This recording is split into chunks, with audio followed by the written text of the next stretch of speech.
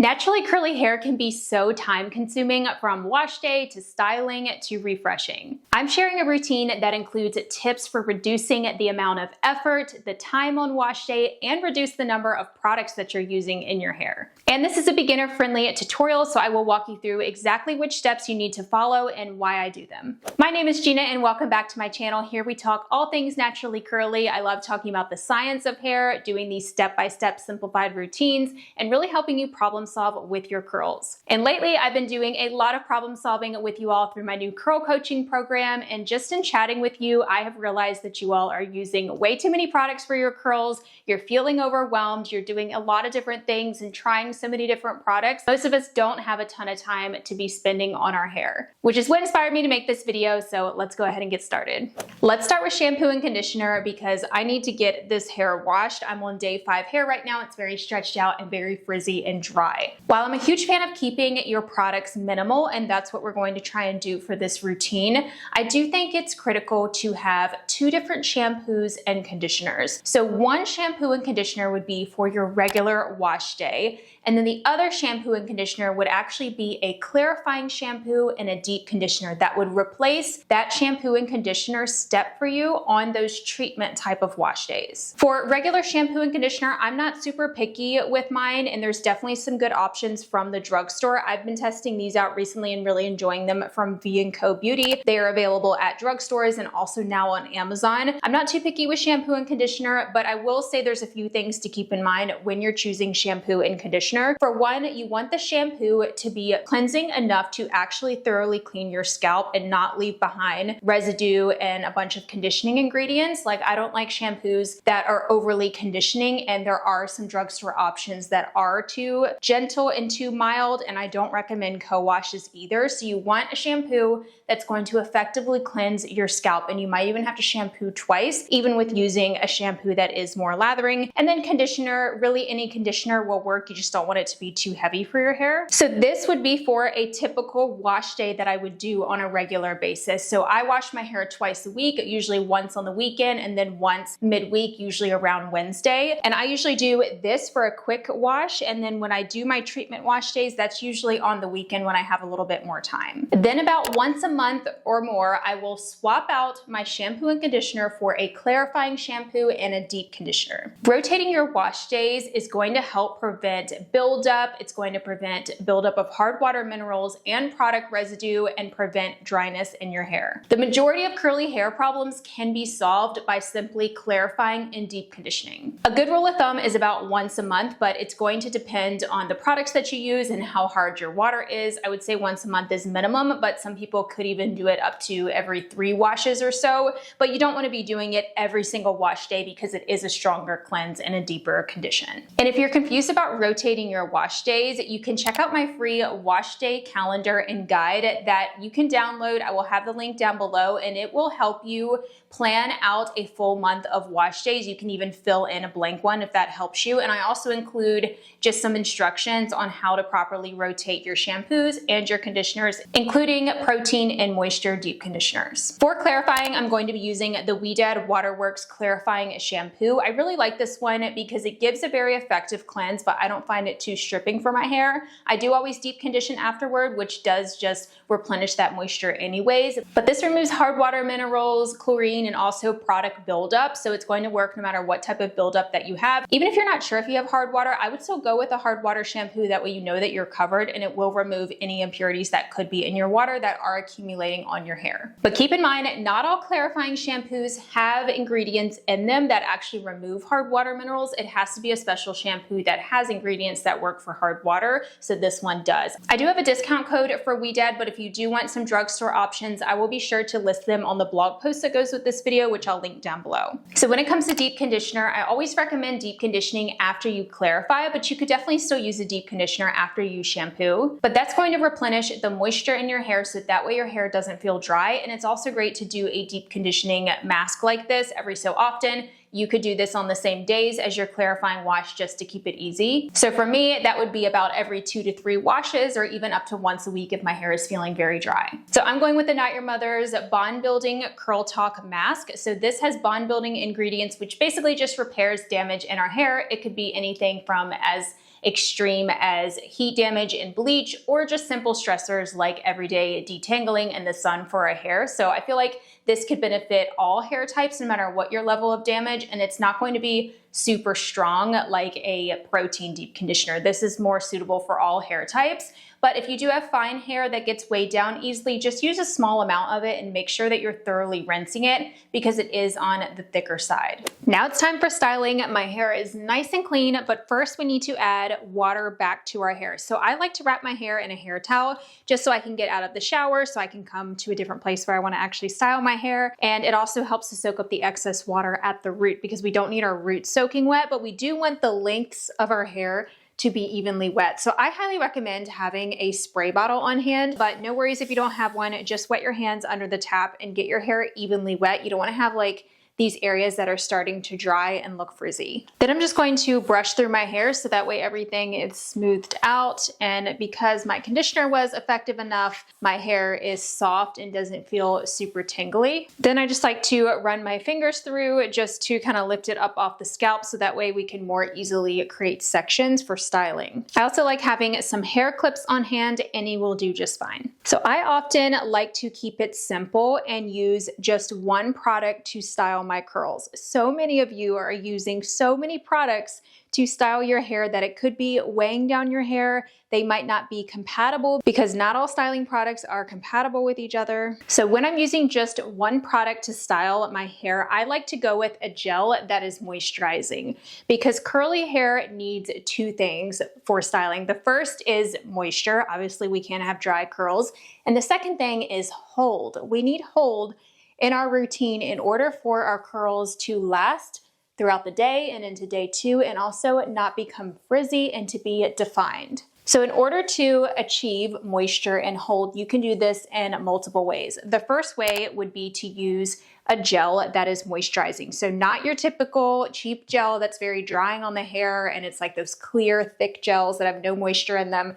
Those are not going to moisturize your hair, so you can't really use them by themselves. So you need a good high quality gel. So I'm going with the AG Liquid Effects gel today. This is their extra firm styling lotion. It's called a lotion, but it's actually a gel. So this is very moisturizing. It's more lightweight than the Ouidad gel that I talk about all the time. That one's also a favorite of mine for a one and done styler, but this one is a little bit more lightweight. It has less moisturizing ingredients and less softening ingredients, but it's still moisturizing enough to where I can use it by itself. And I also chose this one because it has humidity blocking ingredients, so I wanted to be able to recommend something that could work for all weather types, whether if you have dry air or if you live somewhere where it's humid. The only people who might not be able to use this a ton would be those with low porosity hair that's also coarse, because that type can get a little bit brittle when using a lot of proteins, and this does contain protein in it. It also contains a water-soluble silicone, which is going to help in humidity and also provide some heat protection. I also think this gives a pretty strong hold, but it's flexible and buildable. So depending on how much that you use,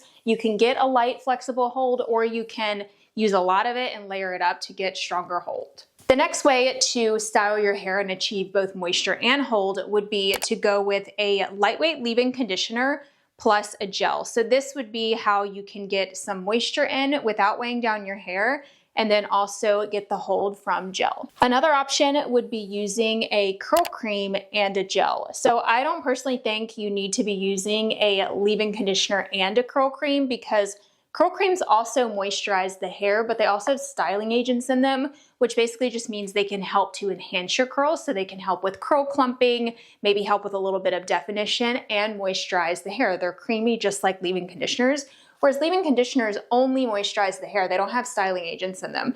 So that's why you usually will see me go with a curl cream, because I'm getting more styling out of it. But leave-ins can sometimes be more lightweight, but I don't think people really need to be using both. I mean, unless if you had super dry hair, it's not necessary.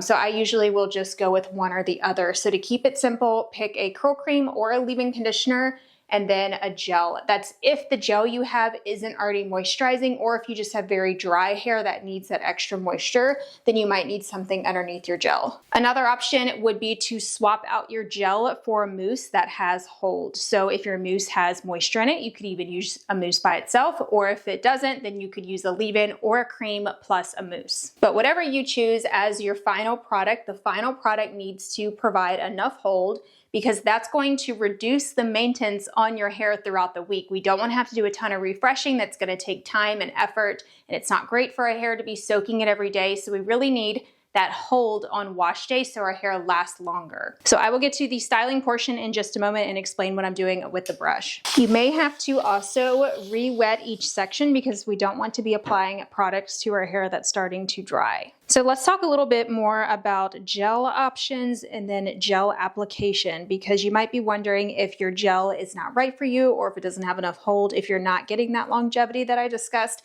out of your gel. So I went with this gel because, as I mentioned, it's on the lightweight side and it also has those humidity blocking ingredients. But if your hair gets weighed down easily and maybe this one's even too heavy for you, another option might be the Jessicurl Spiralicious gel. I featured this quite a bit because it provides strong hold, but it also doesn't have any moisturizing ingredients really in it. So it is great for people who have fine hair. Maybe their hair gets weighed down very easily. Maybe you struggle with your hair being overly soft and it just doesn't have enough hold to it no matter what you do. This might be too softening and maybe too moisturizing, so you could try the Jessicurl gel. That one also is protein free, so for those of you who don't need as much protein in your routine, that could be a good option. And it also comes in fragrance free, which is nice. The reason I didn't go with that one today is because I can't use it as a one and done because my hair gets too dry. It doesn't have any glycerin in it or any other moisturizers, so my hair gets kind of dry and brittle when I use that by itself. I mean, I definitely get strong hold, but I need more moisture. So I would have to pair a curl cream underneath of that gel if I were to use that one, and I wanted to just use one product for you today. To maximize the frizz control and hold, you also want to make sure that you are applying your gel all the way to the root. Do not avoid the root, especially if you have a lot of root frizz, maybe a lot of flyaways. You need to be taking your gel all the way to the root and apply it thoroughly. That's why you usually see me apply my gel before I brush style, because when you brush your gel through, you're getting more definition. It might reduce your volume a little bit, but you're gonna get a lot more coverage because it's smoothing that gel through all of the strands and not just like covering the surface of your hair if you were to just scrunch it in at the end. So if you're a beginner, you might be wondering, what am I doing with a brush and is that necessary? Maybe you currently just rake in your products and scrunch and go. So styling techniques are different techniques that you can do when you're applying your products to help enhance your curls. So that can be to bounce them up more, maybe help them take their shape, help them kind of shrink up, or maybe you even want to elongate your curls. There's techniques for that as well. But all in all, they help define your curls so that way they're more enhanced, and then also helps them last longer. If you're not doing any styling, your hair might end up like stringy and might kind of fall by the end of the day. So there are different styling techniques. I like to do techniques that help to bounce the curls up because I like enhancing my natural curl pattern. You can't create a curl pattern that doesn't exist, but you can enhance the curl pattern that you have with different techniques. So I personally prefer brush styling because it's fastest for me and it helps to smooth out the frizz. I have some coarse areas in my hair, especially in this front section, and a lot of grays, and brush styling helps to just kind of smooth out those kinky areas and also help to tuck in the grays in my hair. And it also helps to smooth out frizz and clump the curls. And for me, it's fast because I can do a whole section at once like this and then just go through and separate it. So I'm using the Tangle Teezer brush for this. The reason I chose this brush is because it's multi-purpose. So we're trying to minimize the amount of products that we buy. So you could use this brush also to distribute product, which just means to brush like your gel through, to brush your leave-in through, whatever. Or you could use it to detangle, although I recommend just finger detangling and not using a brush to detangle, but you could. I've also really been loving the new Bounce Curl volume brush. That one's nice for styling, but you can't use it for other purposes. It's just a styling brush, which is why I didn't feature it for this video. But that one's nice because you're able to brush style and separate all at once. And I do like to separate my curl clumps because I like to achieve more volume. Brush styling also helps me get more volume on top, especially because I don't like styling upside down. I don't get as much control over how my hair lays when I style upside down. And for my low density hair, I like to have control over like scalp covering and stuff, but I'm able to still get volume because I can brush my hair up like this and away from my scalp to give it some lift, versus if you're just raking in your products, that's a lot of just downward motion. You're kind of pulling your hair down. But if you want more elongation, then you could just kind of rake in your products and leave it, not even scrunch. And if you're in a hurry, I recommend just styling any problem areas, or even just styling the front, like face framing pieces, and skipping the rest. Finger coiling is the other technique I mentioned. That's what I'm doing right now. I don't finger coil my whole head, although you will get a lot of great definition for that. It's very time consuming. I just finger coil these front pieces because these curls don't really know which direction they want to go in sometimes. So finger coiling helps guide them in the right direction, so that way they're actually defined instead of just kind of stretched out and drying poofy. They will actually dry defined when I'm encouraging them. But I'm not spending a ton of time on this, just like 5 minutes to fix the front pieces, because those pieces are going to be in my face all day and I need them to last throughout the week. This step is optional, but if you do want to speed up your dry time, especially if you styled more on the soaking wet side, so you used a lot of water, take your hair towel and just find an area that is a little bit damp, so that way you don't soak up too much water. And then I like to lift the roots. I like to just gently scrunch, and this will help to speed up the dry time. It also helps to kind of shrink up the curls. And we definitely want to speed up the dry time when we're trying to minimize the time and effort we spend on our hair routine. Then I just take more of my AG gel and I just like to glaze a little bit of that over the surface. This will just tame any frizz that might have formed from that scrunching, and then it will also add a ton of extra hold. So if you're somebody who is really struggling with getting a cast, and maybe you're styling soaking wet, which is then just diluting your gel, because the more water and the more moisture that's underneath of our gel, the less hold that the gel is going to have. This is adding gel onto hair that is more dry, so it's going to really increase the hold. So this layering technique can really help give you a lot of extra hold. If you're struggling spreading the gel on your hair, just add a little bit of water to your palms and then smooth over it. So we're not really disturbing the curl clumps we already formed, we're just kind of glazing over the surface. This is also where I like to look closely and then tame any frizz that I'm seeing formed. So I like to make sure that I'm happy with how the curls look before I go and diffuse my hair. So now that I'm done styling, I like to go right to diffusing. I don't recommend plopping your hair or doing anything else. I recommend going straight to diffusing, because that will help you set your gel cast and your curl shape right away. Plopping will just start to dry the hair too much and also kind of mash the product against your scalp, which can then lead to buildup at the scalp and weigh down roots. So I like to go straight to diffusing. That's just my preference, but you can experiment with different techniques. But I definitely recommend diffusing over air drying, because you're able to get your hair dry and you're able to finish your hair right away, so that way you can see how it turned out, versus air drying for hours on end and then just hoping for the best. Plus it sets that gel cast and prevents frizz right away, versus with air drying you end up with possible like friction against your hair while it's drying. And as we know, the more you touch your hair during the drying process, it causes frizz. So diffusing sets that curl shape right away, so that way your curls are finished. I use the Curlsmith Diffrizzion hair dryer. This one is my favorite because I'm able to dry my hair in under 15 minutes without using super high heat. So even on the hottest heat setting, with this diffuser, it's not too hot for curly hair. It's designed for curls. And because of that super large diffuser head, I'm able to dry my hair fast because it covers more surface area at once. Now my hair is completely dry. I also wanted to mention that if you were short on time, you can just diffuse for a couple of minutes until you feel the cast start to set and until you're happy with your curl shapes. You can then finish air drying. So if you need to run, that's the best way to do it. So once your hair is completely dry, then you can scrunch out the crunch. So the cast is what we want. That means that our hair is going to hold. That is the protective shell that prevents frizz. But if you don't want to have crunchy curls, all you have to do is just scrunch it out. So you ideally want to wait till your hair is completely dry, so that way you don't cause frizz. And I also just use dry hands. So there's nothing on my hands. If your hands are wet, it will stick to the hair and it can cause frizz. You also want to go from underneath if you're shaking out your roots, because that will help to add volume, and then you're not disturbing the top section as much and causing frizz. If your hair turns completely frizzy at this step or falls out, then that means that your gel was not strong enough hold or you didn't apply enough of it. If you're going to be going to bed, or if you really want your curls to last a long time, like if you're about to travel, I would leave the gel cast in. It will gradually release throughout the night or throughout the day. So if you're going to bed, go ahead and put on your bonnet or your silk scarf or whatever with the cast in, and then when you wake up, your hair should be softened. If not, you can then scrunch it out in the morning and you won't have to do anything to your hair. So as you can see, after scrunching out the cast, my hair is much softer, it's fluffier, it doesn't have the wet look now, and it's still very defined and it's not frizzy. There's of course going to be some frizz. I have a little bit of halo frizz going on, but that is normal. Our curls are never gonna be completely frizz-free. One quick little tip, if you do want to tame some flyaways or any frizzy areas, maybe you just didn't get enough gel on them, just take a little bit of gel on dry hair and then go over it. This is sort of just like a touch up.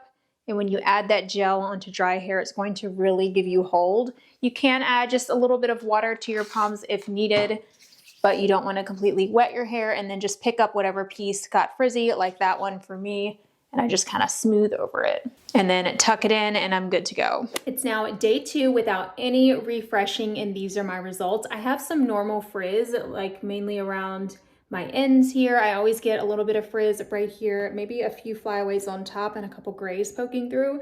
But overall, the curls still look really good. I could probably use a little bit of moisture on my ends, and I think because it's actually more like mild and maybe even slightly dry outside the last couple of days. Normally it's very humid where I am, and I can totally get away with this gel by itself, but I might need a little bit of moisture. So if I were to refresh this, I could take maybe a little bit of the AG Recoil Cream, mix it with some water and add it to my ends, or maybe even just add a little bit of water and the gel cast will come back. So I love this gel because it's super long lasting. My curls still look really good. I don't even have to refresh. I'm actually going to skip refreshing today and just leave this as is. Probably just going to pin back some pieces so it's out of my face and we will be good to go. So I might need to refresh a little bit tomorrow, but loving these results, and this is definitely ideal for a low maintenance routine because it holds up throughout the week without much refreshing needed at all. Next, I wanted to share with you some add-ons that you could start incorporating in your routine once you're comfortable with the basics. These are not critical essentials, but they are super helpful. I would consider them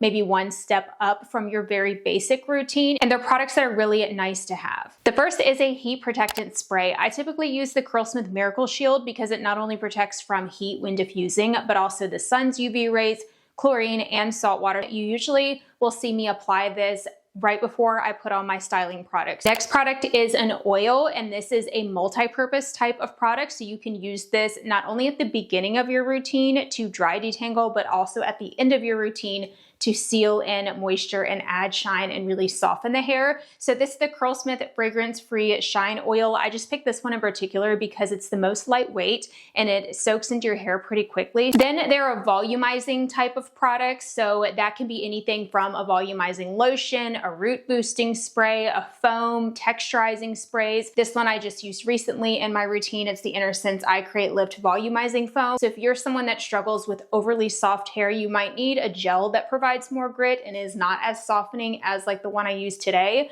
Or if you already have a softening gel, just adding in a product like this can give you more texture and grit. And last but not least is a hairspray. So if you're struggling with getting hold, if your curls fall throughout the day, or if you just need a boost and hold to where you can actually get a cast out of your hair, adding in a hairspray can really help with that for people who have overly soft hair. And it also gives texture and grit as well. So this is just the Curlsmith Flawless Finish hairspray. Any hairspray will do. I'm gonna share more products at different price points for each of these steps on the blog post that goes with this video. That's linked in the description box down below. And I will also include a step-by-step summary. So if you want a guide to refer back to, you don't have to worry about taking notes in this video. You can refer to that blog post that will be linked down below. And if you subscribe by email, you will get that blog post sent right to your inbox every single week. So that way you have that list and that guide to follow along with each video. And another video that I think you might find super helpful that's similar to this is my low maintenance curly hair routine. I will put the video linked for you right here on the screen, but this shows you a really low maintenance routine where you don't have to do a lot of refreshing. It really focuses on getting longer lasting results, so that way you don't have to do much to your hair at all throughout the week, and it's great for traveling as well. So I will talk to you over there. Bye everyone.